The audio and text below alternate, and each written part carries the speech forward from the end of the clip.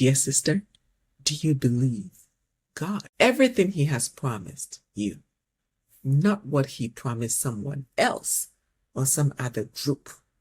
What God has specifically spoken to your heart about life.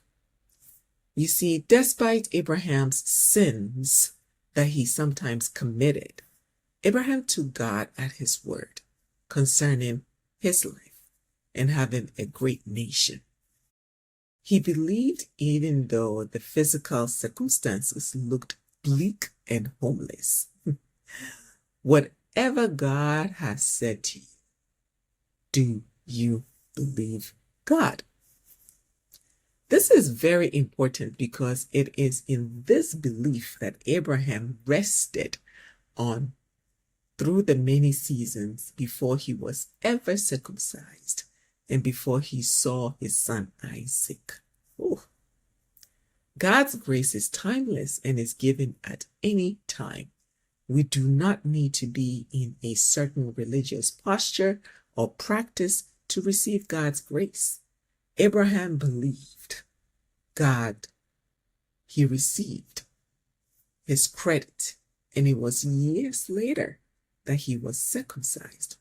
A clear indication that the religious works do not precede God's grace.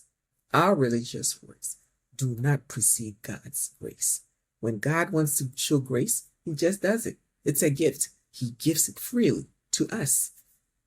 When you look at Jesus' interaction with the criminal at his crucifixion, again, we are reminded of God's grace, justification by grace through faith in Jesus. So in Luke chapter 23, 39 to 43, while one criminal mocked Jesus, the other declared his belief and desire to be saved by Jesus. The criminal said, "Don't you fear God, since you are under the same sentence? We are punished justly, for we are getting what our deeds deserve. But this man has done nothing wrong." Then he said to Jesus, "Remember me when you come into your kingdom."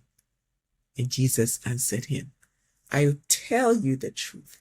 Today you will be with me in paradise." I want to touch on this like in so many different ways. Like when Jesus says, "Today you will be with me in paradise," and we say, and we know that He died and rose on the third day. And you're wondering, what happened to that thief? What happened to that criminal today? Because Jesus rose on the third day. Think about that. I'm just going to drop it here. If Abraham's model sounds old, that you just have to believe God, just have to have faith, let this one about Jesus and the criminal settle in your heart.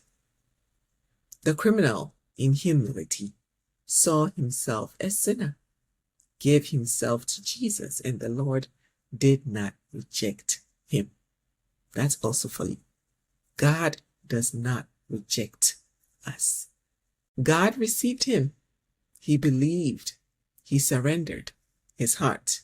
He received. This proves that simply performing religious works does not guarantee us God's grace at all. Rather, it is going to reveal, and it is revealing, that the reality already exists. We need God's truth and grace every day of our lives as Christians. You don't have to wait until the right time to be or feel right with God, dear sister. Just as you are, He says, "Come to me," whether broken, whether sick, whether depraved, whether rejected, whether confused, whether hurt, whether unsure, whether ashamed. God says, "Come." His grace is sufficient and is for all who believe.